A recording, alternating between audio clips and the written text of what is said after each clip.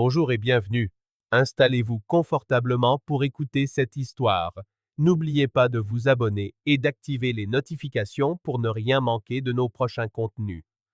À 45 ans, Andrew Castellan menait une carrière solide en tant qu'expert comptable principal dans l'un des cabinets d'audit les plus respectés de Raleigh.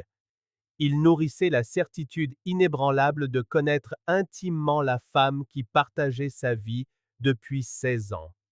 Patricia était agent immobilier, une professionnelle compétente qui avait bâti sa réputation sur le marché de la Caroline du Nord avec cette même détermination qu'Andrew admirait depuis leur rencontre lors d'une conférence professionnelle.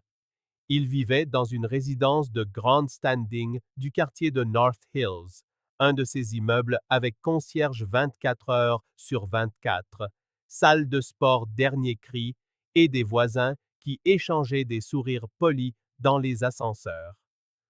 Andrew voyageait fréquemment pour des audits dans d'autres succursales du cabinet, passant parfois 2 semaines par mois loin de chez lui, mais ses absences ne l'avaient jamais inquiété. Patricia était indépendante, entièrement dévouée à sa carrière, et Andrew lui faisait confiance aussi naturellement qu'il faisait confiance aux chiffres d'un bilan bien vérifié. Ce mardi de septembre, alors qu'il rentrait d'un déplacement de 5 jours à Charlotte, son téléphone vibra. C'était un message du gérant de l'immeuble. Monsieur Castellan, pourrions-nous nous parler en privé dès que vous aurez un moment? C'est un sujet délicat. Andrew fronça les sourcils en lisant le message à l'arrière du taxi qui le ramenait de l'aéroport. Le gérant, un homme nommé Bernard, était connu pour son assurance presque agressive lors des réunions de copropriété. Ce ton précautionneux était donc pour le moins surprenant. Andrew répondit qu'il serait disponible le lendemain et passa le reste du trajet à se demander ce qui pouvait bien être si délicat que Bernard ne puisse l'aborder par téléphone. La rencontre eut lieu dans la salle de réunion de l'immeuble, un espace avec une table en verre et des chaises rembourrées habituellement réservées aux assemblées de résidents. Bernard était déjà là quand Andrew arriva, et quelque chose dans la posture de l'homme fit hésiter le comptable sur le seuil. Bernard, qui d'ordinaire regardait les gens droit dans les yeux avec l'assurance de celui qui est toujours sûr de son fait, évitait son regard. Ses mains trituraient un stylo sur la table, le faisant tourner entre ses doigts comme un étudiant nerveux avant un examen. Monsieur Castellan, merci d'être venu, commença Bernard, sans lever les yeux. Écoutez, je ne sais pas vraiment comment dire ça. Andrew s'assit en face de lui, croisant les mains sur la table. Bernard, nous nous connaissons depuis 8 ans. Parlez franchement. Le gérant laissa échapper un long soupir, presque douloureux. Le conseil syndical a reçu des plaintes formelles, plusieurs, en fait, concernant des bruits nocturnes provenant de votre appartement. Andrew pencha la tête, sincèrement perplexe. Des bruits? Quel genre de bruit? Bernard croisa enfin son regard, et il y avait dans son expression quelque chose qu'Andrew ne parvenait pas à identifier. De la pitié, peut-être, ou une profonde gêne. Des gémissements, monsieur Castellan. Des gémissements féminins, très forts. Les voisins du dessous et d'à côté ont déposé des plaintes écrites. Il marqua une pause, déglutissant difficilement. Monsieur Anderson, le monsieur de 72 ans du 804, a suggéré que votre femme regardait peut-être la télévision trop fort, mais les autres résidents ont été plus spécifiques. Andrew sentit un frisson glacial lui parcourir l'échine. Et quand ces plaintes ont-elles été déposées? Bernard jeta un œil à un papier posé devant lui, bien qu'Andrew le soupçonnât de connaître déjà les dates par cœur. Elles coïncident toutes avec des périodes où vous étiez en déplacement professionnel. Nous avons des traces de 5 occasions distinctes au cours des 3 derniers mois. Le silence qui s'ensuivit était si dense qu'on aurait pu le trancher au couteau. Andrew resta parfaitement immobile, digérant les mots, sentant chacun d'eux percer les couches de certitude qu'il avait bâties en 16 ans. Son esprit de comptable se mit automatiquement à faire des calculs, à croiser des dates, à se remémorer des voyages, tentant de trouver une explication alternative qui tienne la route. Je vous remercie de m'en avoir informé, Bernard, s'entendit-il dire d'une voix étonnamment calme. Je vais m'en occuper. Bernard hocha vivement la tête, visiblement soulagé que la conversation soit terminée. Écoutez, je sais que c'est... Enfin, je pensais juste que vous devriez l'apprendre directement de moi avant que ça ne devienne un sujet de commérage dans les couloirs.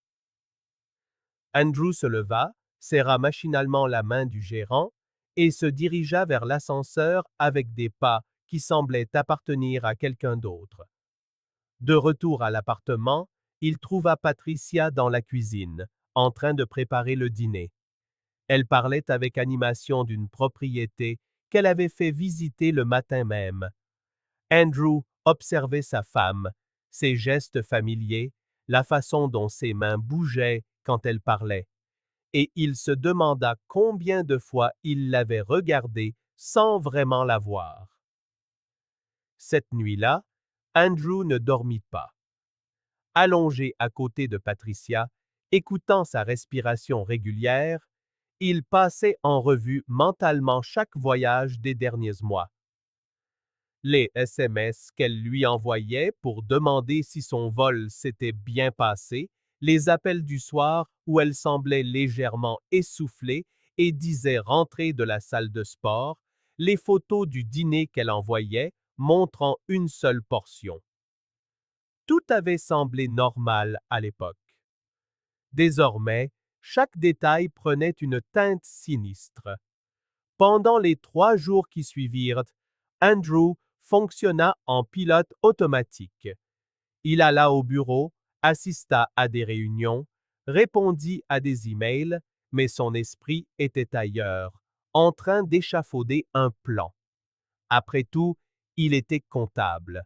Sa vie entière reposait sur l'analyse méticuleuse, la vérification croisée et la recherche d'anomalies dissimulées dans des schémas en apparence parfaits.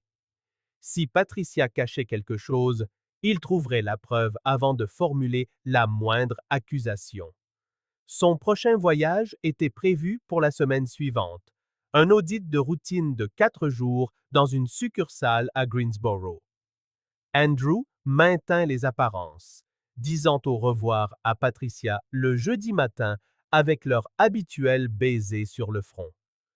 Appelle-moi quand tu atterris, dit-elle depuis le pas de la porte, agitant sa tasse de café. Andrew lui fit un signe de la main depuis la voiture, la regardant dans le rétroviseur alors qu'elle rentrait à l'intérieur. À l'aéroport, il embarqua comme prévu, mais descendit à sa première correspondance à Charlotte et prit un vol retour pour Raleigh le jour même.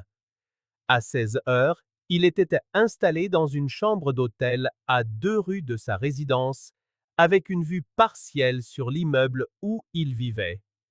Il avait apporté des jumelles, son ordinateur portable et la froide détermination de quelqu'un sur le point d'auditer sa propre existence. La première nuit, Andrew observa la fenêtre de son appartement au 8e étage. Les lumières s'allumèrent vers 19 heures et restèrent allumées jusqu'à près de minuit. Rien d'inhabituel. Patricia lui envoya un texto à 20 heures pour lui demander des nouvelles de son hôtel à Greensboro. Et Andrew répondit avec des détails inventés sur une chambre confortable et un dîner solitaire au restaurant du hall.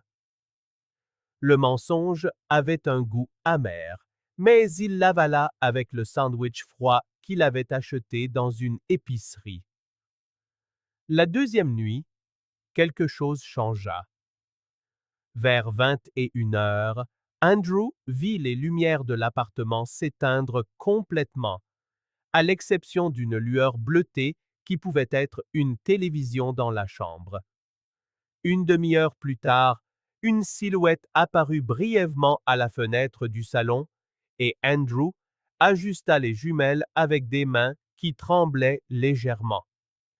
Il y avait deux formes, bien trop proches l'une de l'autre pour n'être qu'une seule personne se déplaçant dans l'espace.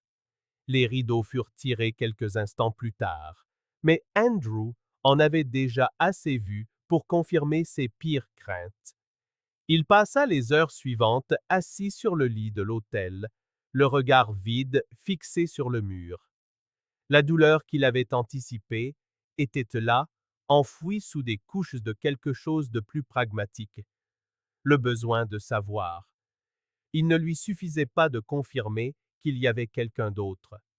Il devait savoir qui, depuis combien de temps, et comment cela avait pu se produire sous son nez pendant si longtemps. La troisième nuit, Andrew n'attendit pas à l'hôtel. À 20 heures, il entra dans le garage de la résidence avec sa télécommande, se gara sur une place visiteur loin de la sienne et prit l'escalier de secours au lieu de l'ascenseur. Au 8e étage, il traversa le couloir silencieux jusqu'à la porte de son propre appartement, les battements de son cœur résonnant dans ses oreilles comme un tambour de guerre. De l'intérieur parvenaient des sons, une musique douce, peut-être du jazz, et en dessous, des voix. Un rire qu'Andrew connaissait intimement, celui que Patricia laissait échapper quand elle était vraiment détendue. Et une voix d'homme, grave, familière, d'une manière qu'il ne parvint pas à situer immédiatement. Il inséra délicatement sa clé dans la serrure, la tournant lentement pour minimiser le bruit. La porte s'ouvrit sans un grincement, révélant le salon éclairé par des bougies que Patricia n'utilisait jamais quand il était là. La table de la salle à manger était dressée pour deux, avec des assiettes contenant encore les restes d'un repas élaboré. Deux verres de vin, l'un marqué de rouge à lèvres, l'autre intact. Andrew se déplaça dans l'appartement comme un fantôme dans sa propre maison. Les sons provenaient de la chambre, dont la porte était légèrement entr'ouverte, laissant filtrer une lumière dorée dans le couloir. Chaque pas semblait durer une éternité, ses chaussures silencieuses sur la moquette qu'il avait lui-même choisie 3 ans plus tôt. Quand il poussa la porte de la chambre, le monde qu'Andrew connaissait finit de s'effondrer. Patricia était dans le lit, les draps blancs qu'elle avait insisté pour acheter car ils étaient plus élégants, lui semblaient maintenant une insulte délibérée. Et à côté d'elle, à moitié vêtue et visiblement à l'aise dans cet espace qui aurait dû être sacré, se trouvait Dominic Weaver. Le même Dominic qui avait dîné à cette table une douzaine de fois au cours des dernières années.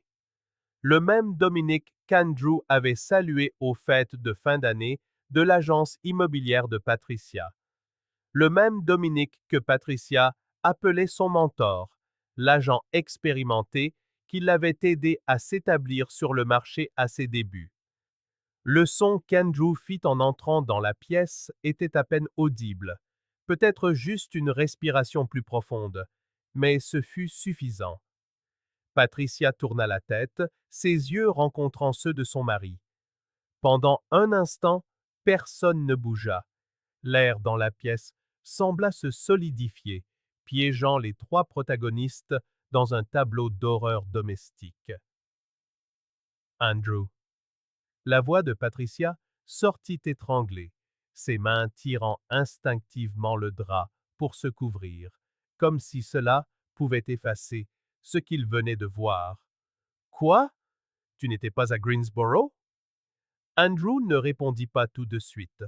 Son regard passa de Patricia à Dominic, observant l'homme plus âgé s'efforcer de boutonner sa chemise avec des doigts visiblement tremblants.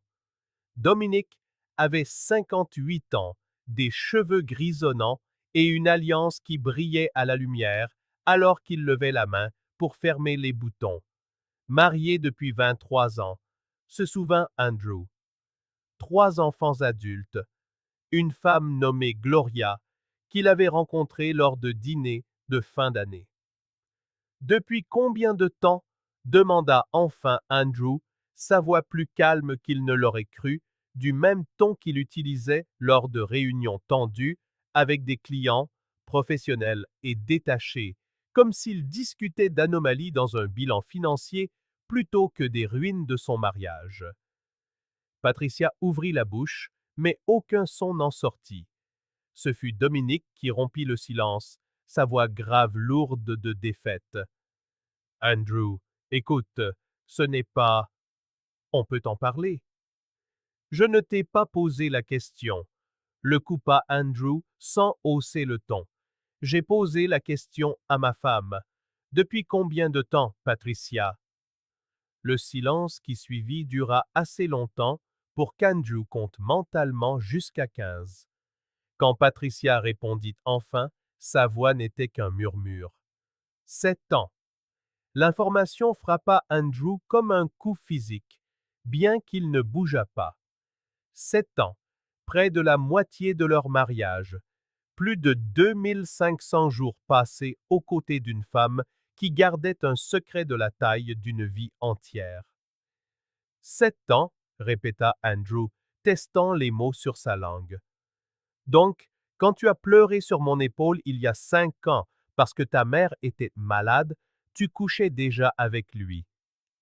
Quand nous avons fêté notre 10e anniversaire dans ce restaurant à Asheville, tu couchais déjà avec lui. Quand tu m'as convaincu d'acheter cet appartement parce qu'il était parfait pour nous, tu couchais déjà avec lui. Patricia se mit à pleurer, des larmes silencieuses coulant sur son visage alors qu'elle secouait la tête. Andrew, ce n'était pas comme ça. C'est compliqué. Tu ne comprends pas. Que je ne comprends pas, quoi, Patricia? Andrew fit un pas dans la pièce et Dominique recula instinctivement. Que je ne comprends pas que pendant que je passais des semaines en déplacement pour nous assurer une vie confortable, tu étais ici, dans notre lit, avec l'homme que tu m'as présenté comme ton mentor? Que je ne comprends pas que les voisins ont dû se plaindre au gérant à cause de tes gémissements, parce que tu n'as même pas pu rester discrète? Le visage de Patricia devint blême. Les voisins... Oh, tu n'étais pas au courant?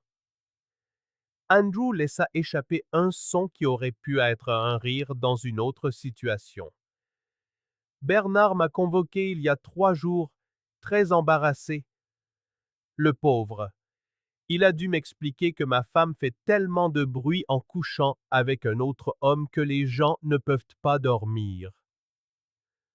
Dominique, maintenant entièrement habillé et debout près de la fenêtre, comme s'il calculait une voie de fuite, retrouva enfin sa voix.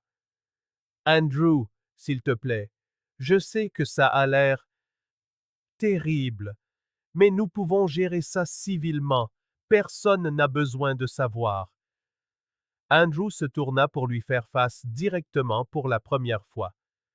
Personne n'a besoin de savoir, répéta-t-il. C'est ça qui t'inquiète, Dominique? Ta réputation? Ta femme depuis 23 ans? Tes 3 enfants qui pensent probablement encore que leur père est un homme bien? S'il te plaît. Dominique leva les mains dans un geste destiné à apaiser, mais qui parut pathétique. J'ai une famille. Tu as une famille. Andrew hocha lentement la tête. Et moi, j'avais un mariage. Apparemment, ni l'un ni l'autre ne signifiait grand-chose pour vous. Patricia se leva du lit, enroulée dans un drap comme une toge improvisée, et fit un pas vers son mari. Andrew, je sais que tu es en colère. Tu en as tout à fait le droit. Mais si seulement nous pouvions nous asseoir et parler, peut-être que... Parler de quoi exactement? L'interrompit Andrew. Des 7 dernières années de mensonges, du nombre de fois où tu m'as regardé dans les yeux en me disant que tu m'aimais, tout en prévoyant déjà de le retrouver dès que j'aurai le dos tourné, du nombre de dîners à cette table avec lui assis en face de moi, où vous échangiez des regards par-dessus les plats que j'aidais à servir. Les larmes de Patricia se transformèrent en sanglots, son corps secoué sous le drap. Je n'ai jamais voulu que tu l'apprennes comme ça. Et comment voulais-tu que je l'apprenne? Par une annonce formelle, un email professionnel? Andrew secoua la tête. Ou bien tu ne voulais jamais que je le sache, Patricia? C'était ça le plan. Continuer indéfiniment pendant que je travaillais pour payer cet appartement où vous vous retrouviez? Dominique se dirigea vers la porte et Andrew ne fit aucun geste pour l'arrêter. Je crois que je devrais y aller. Oui, tu vas y aller, acquiesça Andrew. Et Dominique? Gloria le saura. Pas directement de ma part. Franchement, tu n'en vaux pas la peine. Mais elle le saura. Ces choses-là finissent toujours par se savoir. L'homme plus âgé s'arrêta sur le seuil, jetant un regard en arrière avec une expression mêlant peur et quelque chose qui aurait pu être du remords. Andrew, Sors de chez moi, dit Andrew, sa voix se durcissant enfin. Maintenant. Dominique partit sans un mot de plus, ses pas rapides résonnant dans le couloir jusqu'à ce que la porte d'entrée claque. Andrew resta debout dans la chambre, regardant Patricia, qui était maintenant assise sur le bord du lit, le visage strié de larmes et de maquillage maculé. « Qu'est-ce qui va se passer maintenant? » demanda-t-elle d'une petite voix. « Maintenant, » répondit Andrew. « Je vais dormir dans la chambre d'amis. Demain, j'engagerai un avocat. Et dans 1 an, parce que c'est ce que la loi de Caroline du Nord exige, nous serons divorcés. » Andrew, s'il te plaît, 16 ans. Nous avons construit une vie ensemble. Non, coupa-t-il en se dirigeant vers la porte. J'ai construit une vie. Toi, tu as construit un mensonge à l'intérieur. Les semaines qui suivirent révélèrent des couches supplémentaires de trahison qu'Andrew n'avait pas anticipées. Son avocat, un spécialiste du droit de la famille, nommé Curtis, lui conseilla de rassembler tous les documents financiers du mariage. Au cours de cet examen méticuleux, Andrew, usant de ses compétences de comptable, découvrit des irrégularités qui allaient bien au-delà de l'infidélité. Patricia et Dominique, découvrit-il, avaient mis en place un système complexe pour se partager les commissions au sein de leur agence. Elle s'attribuait le mérite de vente qu'il avait conclu et vice-versa, créant une dépendance financière et professionnelle qui expliquait pourquoi la liaison avait duré si longtemps. L'argent supplémentaire que Patricia ramenait à la maison, qu'Andrew avait attribué à sa progression de carrière, provenait en partie de cette manœuvre. Plus troublant encore, il découvrit des virements mensuels de leur compte joint vers un compte personnel de Patricia dont il ignorait l'existence, totalisant près de 50 000 $ sur 7 ans, de l'argent utilisé pour des cadeaux, des week-ends qu'elle prétendait professionnels et même des investissements dans un projet immobilier que Dominique développait. Le processus de divorce en Caroline du Nord exigeait 1 an de séparation, mais Curtis assura à Andrew que le dossier de dissipation des biens matrimoniaux était solide. Les preuves de faute financière influenceraient lourdement le partage des biens. Andrew emménagea dans un appartement en location au centre-ville, n'emportant que ses vêtements, ses livres et son ordinateur personnel. Patricia resta dans l'appartement pour le moment, mais le regard des voisins avait changé. L'histoire avait fuité, comme toujours dans les communautés très unies. 4 mois après la séparation, Andrew reçut un appel d'un numéro inconnu. À l'autre bout du fil, une voix féminine tremblante s'identifia comme étant Gloria Weaver. « J'ai reçu une lettre, dit-elle, décrivant certaines choses sur mon mari. J'avais besoin de confirmer si c'était vrai. » Andrew n'avait pas envoyé la lettre, bien qu'il soupçonnât un voisin de l'immeuble d'en avoir pris l'initiative. Il confirma ce que Gloria demandait, s'en tenant strictement aux faits, sans fioriture ni drame. Le silence à l'autre bout du fil fut long, seulement rompu par une respiration saccadée. « Merci pour votre honnêteté, » dit finalement Gloria. « Je suis sincèrement désolée pour ce que vous avez traversé. »« Je suis désolé pour ce que vous traversez maintenant, » répondit Andrew. « Ce n'est pas quelque chose que je souhaiterais à qui que ce soit. » Le divorce des Weaver, appris Andrew plus tard par des connaissances communes, fut considérablement plus acrimonieux que le sien. 23 ans de mariage, 3 enfants adultes forcés de prendre parti et des actifs considérables à diviser. Dominique tenta d'abord de tout nier, mais sa femme avait déjà rassemblé ses propres preuves. L'agence immobilière où ils travaillaient tous les deux lança une enquête interne sur les irrégularités de commission, et Dominique fut suspendu dans l'attente des résultats. L'année de séparation obligatoire passa plus vite qu'Andrew ne l'avait prévu. Il remplit ses journées de travail, redécouvrit le plaisir de cuisiner pour lui-même et commença à fréquenter une autre salle de sport que celle de son ancien immeuble. Patricia tenta de le contacter à quelques reprises les premiers mois, des messages alternant entre regret et colère, mais Andrew ne répondit à aucun d'eux. Il n'y avait plus rien à dire qui puisse changer les faits. Le jugement de divorce final arriva un après-midi d'octobre, presque exactement 2 ans après cette conversation avec le gérant de l'immeuble. Andrew était à son bureau lorsque son avocat l'appela pour confirmer que la procédure était terminée. Le partage des biens fut largement en faveur d'Andrew, compte tenu du cas avéré de dissipation. Patricia garda l'appartement, mais dut assumer seule le reste de l'hypothèque, en plus de dédommager Andrew pour une partie des fonds détournés au fil des ans. L'agence immobilière de Patricia avait conclu son enquête interne des mois plus tôt. Bien qu'il n'y eût pas assez de preuves pour des poursuites pénales, sa réputation sur le marché immobilier de Raleigh fut définitivement ternie. Elle commença à perdre des clients, les recommandations se tarirent, et les anciens collègues qui la traitaient autrefois avec cordialité l'évitaient désormais.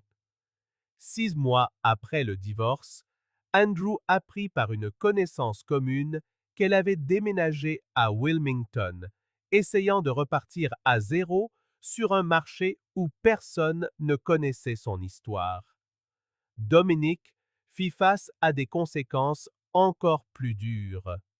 Définitivement renvoyé de l'agence, son divorce engloutit une grande partie de sa fortune, et ses enfants, selon les rumeurs, avaient considérablement réduit leur contact avec lui. Le projet immobilier dans lequel il avait investi, en partie avec l'argent détourné par Patricia, s'effondra lorsque d'autres investisseurs découvrirent ses pratiques professionnelles douteuses. 2 ans et demi après la découverte, Andrew était assis sur le balcon de son nouvel appartement, un lieu modeste mais confortable au centre de Raleigh, regardant le coucher de soleil peindre les bâtiments en orange, Sa vie s'était réorganisée en une routine plus simple. Le travail continuait, avec moins de déplacements, maintenant qu'il avait été promu à un poste qui le gardait principalement au bureau. Ses économies se reconstituaient, lentement mais sûrement. Il avait même noué quelques nouvelles relations, bien qu'Andrew ne se pressât pas d'entamer de nouvelles liaisons. Cette semaine-là, il avait reçu un message de Patricia, le premier depuis plus d'un an. Elle expliquait être de passage à Raleigh pour voir de vieux amis et proposait de prendre un café s'il était d'accord. Andrew lut le message 2 fois, puis l'archiva sans y répondre. À sa grande surprise, il ne ressentit aucune colère, juste une indifférence totale.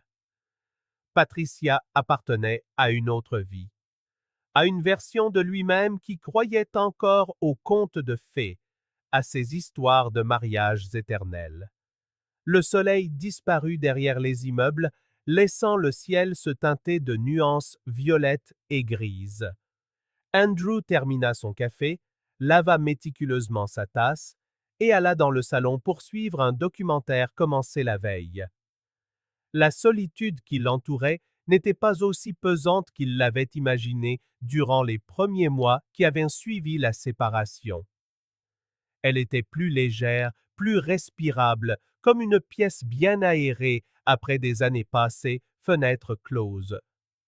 Quelque part à Wilmington, Patricia était probablement en train de repartir à zéro, tissant de nouvelles histoires à raconter à de nouvelles connaissances. Quelque part à Raleigh, Dominic faisait sans doute face aux conséquences des choix qu'il avait faits durant 7 ans. Andrew ne leur souhaitait aucun mal, mais il ne perdait pas non plus son temps à songer à leur sort. Les fondations de son mariage, il le comprenait maintenant, avaient toujours été fausses. La structure qu'il pensait avoir bâtie n'était qu'une illusion construite sur des mensonges. Et comme tout comptable expérimenté le sait, on ne peut rien construire de solide sur des chiffres frauduleux. Désormais, enfin, il était libre de construire quelque chose de réel, même si ce n'était que pour lui-même. Merci d'avoir regardé cette vidéo. Si elle vous a plu, n'oubliez pas de vous abonner à la chaîne et d'activer les notifications pour ne manquer aucune nouveauté. À la prochaine!